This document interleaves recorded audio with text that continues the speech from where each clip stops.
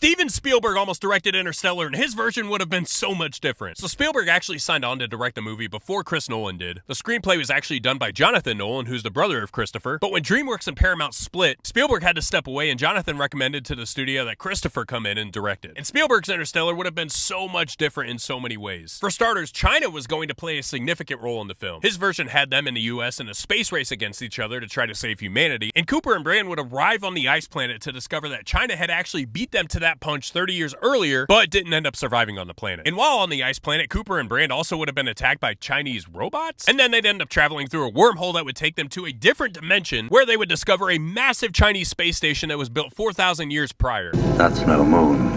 It's a space station. The other big change to the film would have been that Cooper and Brand would have ended up getting romantically involved together, which would have been one of the central focuses of the film. And I'm honestly so glad this never happened. They also would have only visited one planet, which is the ice planet that the Chinese first discovered, instead of the multiple that we see them visit in Nolan's film. Oh, and there was going to be an alien encounter on the ice planet too. The ending of the movie would have also been drastically different, with Cooper actually returning to Earth to find it had become a wasteland of a planet overrun with ice storms, after which he would have just conceded to the elements or prepared to let the ice storms take him, I guess. But instead, he'd wake up on a space station similar to how he does in Nolan's film, but instead of reuniting with Murph would actually be gone, and he'd get greeted instead by his great-great-great-grandson. Oh, and Murph is apparently going to be a boy, so there's that too. I already know this answer, but do you think we got the right version of Interstellar?